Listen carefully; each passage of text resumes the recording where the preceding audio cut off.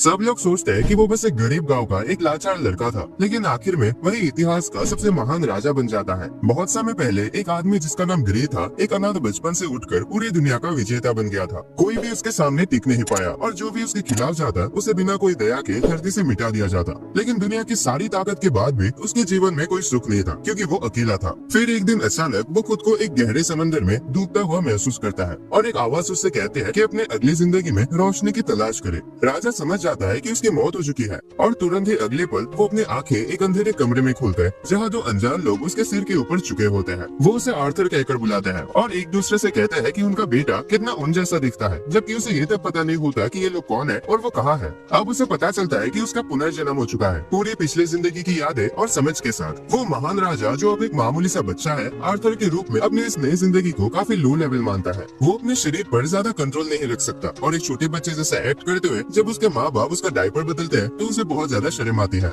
एक दिन आर्थर देखता है कि उसका फादर मैजिक का यूज करके अपने शरीर को मजबूत बना रहे हैं ताकि वो आराम से खेतों में काम कर सके, और उसकी माँ उनका इलाज करते हैं जब वो चोट खा जाते हैं। यही पहली बात है जो आर्थर को इस नई दुनिया के लिए एक्साइटेड बनाती है और उसे पता चलता है कि ये दुनिया पृथ्वी नहीं है, क्योंकि यहाँ जादू है। जल्दी ही आर्थर को पता चलता है कि उसके फादर एक एडवेंचरर है जो अक्सर अपने दोस्तों के साथ मॉन्स्टर्स का शिकार करने जाता है। वो अंदाजा लगाता है कि जब यहाँ हर किसी को हथियार रखने की इजाजत है तो ये जगह काफी खतरनाक होनी चाहिए। इसीलिए वो फैसला करता है कि उसे जल्द से जल्द ताकतवर बनना होगा ताकि वो अपनी रक्षा कर सके। लेकिन ये दिन अभी दूर है, क्योंकि फिलहाल तो वो सिर्फ एक नन्हा सा बच्चा है जो तुरंत सो जाता है जब भी उसकी माँ लोरी गाती है। लेकिन जल्दी ही वो अपनी इस छोटी सी बेचैनी से ऊपर उठ जाता है और इस शांत पलों का मजा लेने लगता है, क्योंकि अपनी पिछले जिंदगी में तो वो हमेशा जानलेवा हमलों के खतरे में सोता था। कुछ महीने गुजर जाते हैं और आर्थर आखिरकार घर में इधर उधर रेंगने लगता है। वो सोने का नाटक करता है ताकि उसकी माँ उसे अकेला छोड़ दे और फिर चुपके से घर की लाइब्रेरी में घुस जाता है, जहाँ वो इस दुनिया के बारे में जानकारी ढूंढने के लिए किताबें पढ़ता है। उसे पता चलता है कि जिस देश में वो रहता है उसके नॉर्थ में ड्वार्फ्स का एक देश है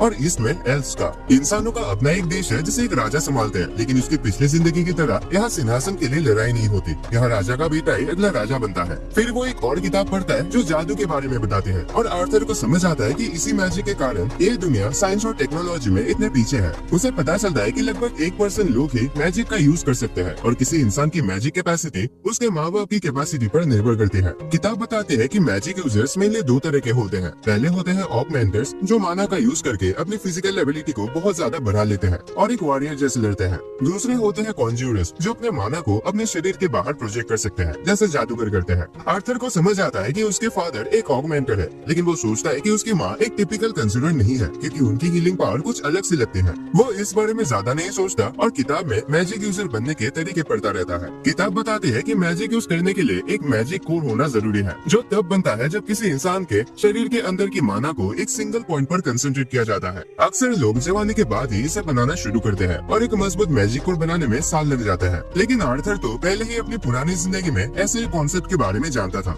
उस दुनिया में वो अपने शरीर के अंदर की एनर्जी जिसे की बोलते हैं उसको कंट्रोल करता था और की कोर बनाना मैजिक कोर बनाने जैसा ही था। आर्थर अपने शरीर के अंदर माना को एक जगह पे फोकस करने लगता है, इसी उम्मीद में कि वो अपनी नई जिंदगी में ताकत का पहला कदम उठा सके। लेकिन जैसे वो अपना पहला मैजिक कोर बनाने वाला होता है, उसकी माँ उसे पकड़ लेती है और उसे वापस बेड में सुला देते हैं। 2 साल पलक झपकते ही गुजर जाते हैं और एक दिन जब आर्थर की माँ उसके बारे में डायरी में लिखने में बिजी होते हैं, तो आर्थर बाहर जाकर तलवार चलाना सीखने लगता है अपने फादर से। वो एक लकड़ी की तलवार से बार बार अटैक करता है जैसे कि असली तलवार हो। तभी उसकी माँ बाहर आती है और अपने हस्बैंड पर बहुत गुस्सा होती है कि उन्होंने उसके इतने छोटे बच्चे को जो अभी चलना सीखा है तलवार पकड़ा दिया है। ये सब आर्थर के लिए नया नहीं है, जिसे अच्छी तरीके से पता चल गया है कि इस घर का असली बॉस उसकी माँ ही है। उसकी माँ उसे अक्सर आसपास के शहर भी ले जाते और आर्थर वहाँ जाके हमेशा खुश होता है, क्योंकि वहाँ उसे इस दुनिया के बारे में बहुत कुछ सीखने को मिलता है। वो हर चीज में इंटरेस्ट दिखाता है, हथियारों से लेके अजीबोगरीब सामान तक। लेकिन सबसे ज्यादा एक्साइटेड तो वो जादू को लेकर ही होता है और शहर में रहकर उसे मैजिक को पास से देखने का बेहतरीन मौका मिलता है। इन सब यात्राओं के अलावा आर्थर अपने माँ बाप के साथ एक शांत जीवन बिताता है। भले ही उसे एक नन्हे बच्चे के शरीर में फंसा हुआ महसूस होता है, लेकिन धीरे धीरे उसे ये शांत जिंदगी पसंद आने लगती है। उसके माँ बाप उसके हर जरूरत का ध्यान रखते हैं और ये सब देखकर उसे अपनी पिछले जिंदगी के ऑर्फेनेज का बचपन याद आता है, जहाँ उसने दिल से एक परिवार की तमन्ना की थी, लेकिन वो विश कभी पूरी नहीं हुई। एक दिन आर्थर अपने फादर को मैजिक का प्रैक्टिस करते देखता है, जहाँ वो अपने माना कोर को मजबूत करने की कोशिश कर रहे होते हैं।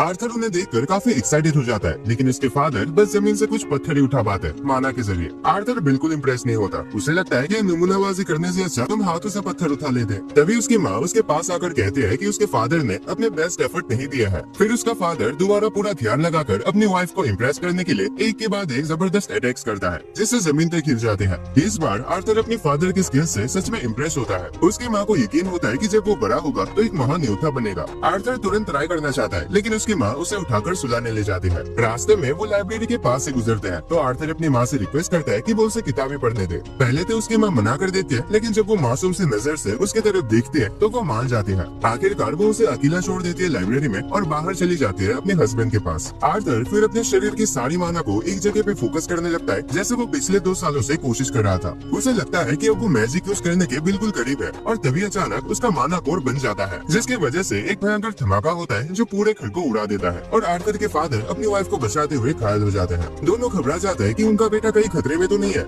लेकिन जब वो अंदर जाके देखते हैं तो उनकी आंखों पर विश्वास नहीं होता। आर्थर हवा में तैर रहा होता है एक सुनहरे रोशनी के साथ। आर्थर उन्हें एक कॉन्फिडेंस स्माइल देता है और बताता है कि वो मैजिक कर सकता है। वो जमीन पर उतरता है और उनकी तरफ चलने लगता है, लेकिन तभी छत का एक टुकड़ा उसकी तरफ गिरता है। वो घबरा जाता है और सोचता है कि शायद उसकी जिंदगी का ये आखिरी पल है, लेकिन उसके दोनों माँ बाप एक साथ उसकी तरफ कूद जाते हैं उसे बचाने के लिए। आर्थर तभी समझ आता है कि उसके माँ बाप की जिम्मेदारी है उसे सुरक्षित रखना, लेकिन जब वो दोनों रो पड़ते हैं तो आर्थर हैरान रह जाता है। अपनी पिछली जिंदगी में उसने कभी ऐसा इमोशन महसूस नहीं किया था। दूसरे बच्चों के माँ बाप भी या तो गर्व दिखाते या फिर निराशा, पर कभी ऐसे आंसू नहीं बहाते थे। जैसे वो सोचता है कि एक ऐसा नया एहसास है, आर्थर भी रो पड़ता है अपनी माँ से चिपक के बिना सोचे समझे। कुछ साल गुजर जाते हैं और अब आर्थर एक छोटा लड़का बन गया है जो अपने फादर रेनॉल्ड से कॉम्बैट स्किल्स सीख रहा है। आर्थर और उसके फादर गार्डन में आमने सामने खड़े होते हैं, जहाँ उसके फादर उसे अपने ग्लव्स देना चाहते हैं, लेकिन आर्थर उन्हें मना कर देता है क्योंकि उसे पता है कि इस उम्र में उसके पास उन्हें संभालने की ताकत नहीं है। उसकी जगह वो एक लकड़ी की तलवार उठाता है और उसका फादर भी वही करता है। आर्थर तुरंत एक्शन में आ जाता है और लगातार 3 अटैक करने की कोशिश करता है, लेकिन उसका फादर बहुत ज्यादा ताकतवर होता है और आसानी से हर अटैक को रोक लेता है। आर्थर समझ आता है कि उसके फादर अपने तलवार में मैजिक से रेनफोर्समेंट कर रहे हैं, इसीलिए वो भी अपने माना लकड़ी की तलवार में भर देता है। कुछ ही देर बाद वो दोबारा अपने फादर पर दौड़ता है और इस बार उसका अटैक इतना जोर का होता है कि उसके फादर की तलवार टूट जाती है।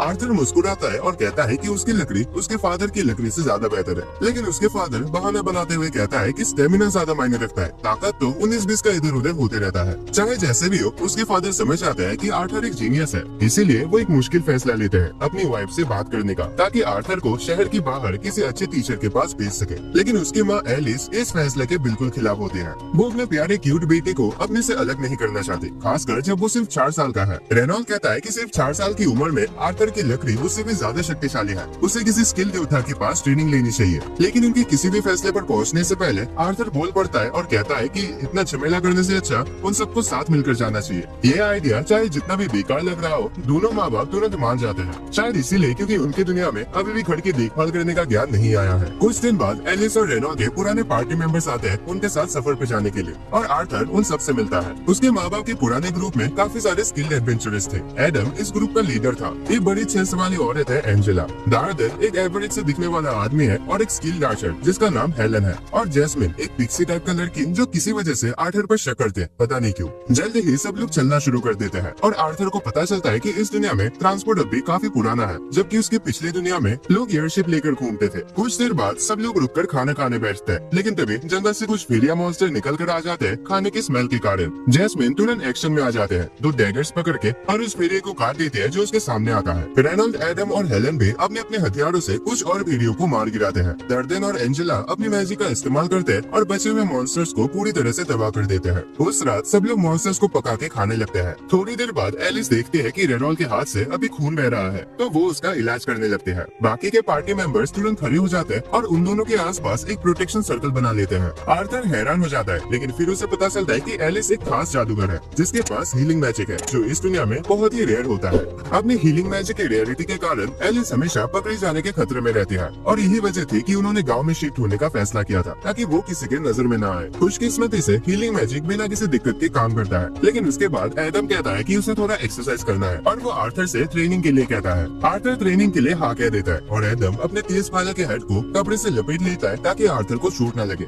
दोनों अपने ट्रेनिंग के लिए तैयार हो जाते हैं और अपने वेपन्स में माना पड़ लेते हैं, लेकिन एडम को हैरानी होती है जब आर्थर पहला अटैक करता है। वो अपनी स्पीड बढ़ाने के लिए मैजिक का यूज करता है और बिजली की तरह एडम की तरफ भागता है, फिर अचानक गायब हो जाता है और एडम के पीछे से आकर उसे सरप्राइज कर देता है। बदकिस्मती से आर्थर का पैर फिसल जाता है, जिसका फायदा एडम उठाता है और रिएक्ट करता है। दोनों के बीच एक इंटेंस फाइट शुरू हो जाती है। सब लोग आर्थर की तेजी देखकर हैरान रह जाते हैं, लेकिन आखिरी मोमेंट पे उसका हल्का सा बॉडी वेट उसे हवा में उछाल देता है और एंजेला उसे बचाने के लिए अपनी विंग मैजिक का यूज करते हैं। आर्थर आराम से जमीन पर उतरता है, जबकि बाकी सब लोग एडम को डांटना शुरू कर देते हैं कि उसने एक छोटे बच्चे के साथ इतना ज्यादा सीरियस फाइट किया। एडम अपना बचाव करता है और कहता है कि बच्चा बहुत स्ट्रॉन्ग है, लेकिन कोई उसकी बात नहीं सुनता। जैस्मिन दूसरी तरफ आर्थर की स्किल्स से काफी इम्प्रेस लगते हैं और उसे उसके टेक्निक्स के बारे में सवाल पूछने लगते हैं। अगले कुछ दिन काफी तेजी से निकल जाते हैं, जहाँ आर्थर हर रोज ट्रेनिंग करता है, खाता है, सोता है और फिर से ट्रेनिंग करता है। पार्टी के लगभग हर मेंबर के साथ उसने एडम से लैंस टेक्निक सीखी, रेनो से पुशअप्स, हेलन से आर्चरी और जेस्मिन से रनिंग, जो उसेन बॉल्ट की तरह उसे भागना सिखाते हैं। जेस्मिन को आर्थर काफी पसंद आ जाता है और वो उसे एक किटी पार्टी में फंसाने की कोशिश करते, एक छोटी तलवार और बेबी ऑयल देकर। लेकिन आर्थर की माँ नहीं चाहती कि उसका बेटा किसी प्रॉब्लम में पड़े, तो वो उसे बुला लेते हैं। जल्द ही सभी अपना सफर फिर से शुरू करते हैं, लेकिन अचानक कुछ हलचल की वजह से उन्हें रुकना पड़ता है। तभी अचानक कई तीर उनकी तरफ उड़ते हैं और आर्थर तुरंत समझ जाता है कि उन पर लुटेरों ने हमला किया है। डार्डेन और एडम तुरंत गाड़ी के सामने आ जाते हैं, जबकि एंजेला अपने विंग मैजिक का यूज करके सभी तीरों को उड़ा देते हैं। आर्थर बाहर झांकता है और देखता है कि उन्हें चारों तरफ से लुटेरों ने घेर रखा है। वो भयानक चेहरे वाला बैंडिट लीडर अपने लोगों को हुक्म देता है कि एलिस और आर्थर को चोट न पहुंचाया जाए, क्योंकि उन्हें ज्यादा दाम में बेचा जा सकता है और बाकी सबको खत्म कर दिया जाए। सभी लुटेरे जोर से चीख कर हाँ में हाँ मिलाते हैं और लड़ाई के लिए आगे बढ़ते हैं, जहाँ उनका एक एक करके रेनॉल्ड और उसकी पार्टी के मेंबर्स द्वारा सफाया किया जाता है। आर्थर जानता है कि उनकी पार्टी के हर एक सदस्य इंडिविजुअली बहुत पावरफुल है, लेकिन दिक्कत तब शुरू होती है जब लुटेरे संख्या में ज्यादा होने का फायदा उठाने लगते हैं। लगातार फाइटिंग के कारण पार्टी मेंबर्स थक जाते हैं। तभी बैंडिट लीडर रेनॉल्ड्स के साथ 1v1 लड़ने जाता है और उसे गाड़ी में दे मारता है जिसमें आर्थर था। गाड़ी टूट जाती है और एलिस तुरंत रेनॉल्ड की मदद करने दौड़ते हैं, लेकिन रेनॉल्ड उससे कहता है कि वो अपने मैजिक यूज न करे, वरना हालात और खराब हो जाएंगे। रेनॉल्ड खुद किसी तरह उठता है और आर्थर से कहता है कि वो अपने माँ को ले जाए किसी सुरक्षित जगह पर, जब तक वो बैंडिट लीडर से निपट रहा है। आर्थर ऑब्वियसली लड़ना चाहता है और कहता है कि वो इन गुंडों को संभाल सकता है, लेकिन उसका फादर उस पर चिल्लाता है कि उसी ताकत का यूज करे अपनी माँ की रक्षा के लिए, क्योंकि उसकी माँ के पेट में एक बच्चा है।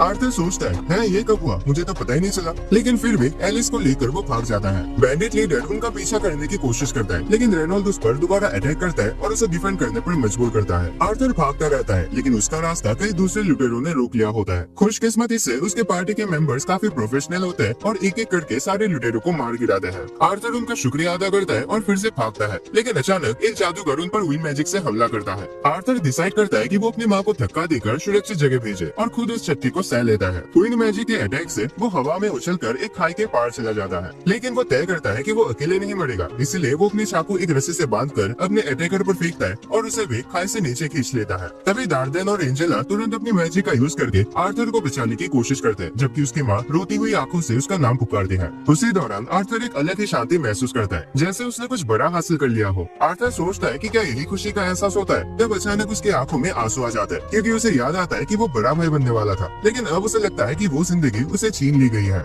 जैसे आर्थर गिरने के बाद अपनी आंखें खोलता है, उसे पता चलता है कि वो अभी भी जिंदा है। वो सोचता है कि वो कहाँ है, तभी जमीन उसके नीचे से कांपने लगती है, जैसे कोई बहुत बड़ा चीज उसकी तरफ बढ़ रहा हो। आर्थर उठकर देखने की कोशिश करता है और तभी एक डरावनी शक्ल वाले डीमन को देखकर उसकी रूह कांप जाती है, जो उसका नाम लेकर उसे बुलाता है। आर्थर डर जाता है, लेकिन वो एक सिग्मा बॉय है जो बिना फाइट के हार नहीं मानता। वो डीमन पर अटैक करता है, लेकिन डीमन उसे आराम से एक तरफ पटक देता है। जैसे आर्थर उठता है, डीमन कहता है कि उसे अभी बहुत कुछ सीखना बाकी है। फिर वो डीमन उसे ये भी बताता है कि वो उसका दुश्मन नहीं बल्कि दोस्त है। आर्थर समझ नहीं पाता कि क्या हो रहा है। तभी डीमन कुछ फल तोड़ के लाता है और कहता है कि पहले उसे खाना होगा, वरना वो कोई भी सवाल का जवाब नहीं देगी। आर्थर के पास कोई और ऑप्शन नहीं होता, तो वो तुरंत फल खाना शुरू कर देता है। खाने के बाद वो डीमन से पूछता है कि क्या उसके माँ बाप ठीक है। डीमन उसे एक विजन दिखाता है जिसमें रोड पर उसके पेरेंट्स और उसके दोस्तों ने लुटेरों से लड़ाई की थी। हर तरफ लुटेरों की लाशें पड़े होते हैं। डीमन आर्थर को बताता है कि जिसे भी वो जानता था सब जिंदा है और कुछ दिन पहले ही सुरक्षित सफर पर निकल चुके हैं। ये सुनकर आर्थर की आंखों में खुशी के आंसू आ जाते हैं। उसका दिल हल्का हो जाता है। फिर वो डीमन से उसका नाम पूछता है ताकि उसका धन्यवाद कर सके, और डीमन अपना नाम बताता है, सिल्विया। कुछ दिन बीत जाता है जब आर्थर अभी भी सिल्विया के केव में होता है। फल खाकर अपने आप को हील कर रहा होता है। वो जितना जल्दी हो सके अपने पेरेंट्स के पास जाना चाहता है, लेकिन सिल्विया कहते हैं कि ये इतना आसान नहीं है। उसे एक ऐसे जंगल से गुजरना पड़ेगा जो खतरनाक मॉन्स्टर्स और डरावनी चीजों से भरा है। लेकिन सिल्विया के पास एक और तरीका है जिससे वो आर्थर को उसके परिवार से मिला सकती है, लेकिन इसमें स्पेस टाइम फैब्रिक में एक सुराग बनाना होगा जो बहुत टाइम लेता है। आर्थर इस बात को समझ जाता है और जब तक सिल्विया ये सुराग बना रही होती है, आर्थर अपनी ट्रेनिंग जारी रखता है। अब उसे ये समझ आ गया है कि चाहे सिल्विया दिखती एक डीमन जैसी हो, लेकिन वो अंदर से एक बहुत ही दयालु और केयरिंग इंसान है, खासकर आर्थर के लिए। एक दिन जब आर्थर अपना माना पे काम कर रहा होता है, सिल्विया डिसाइड करती है कि उसे एक ऐसा ट्रिक सिखाया जाए जो इंसान नहीं जानते। वो हवा से माना को इकट्ठा करते हैं और अपने हाथ में एक चमकदार बॉल बना लेते हैं, जो आर्थर को चौंका देता है क्योंकि उसने ऐसा कुछ पहले कभी नहीं देखा।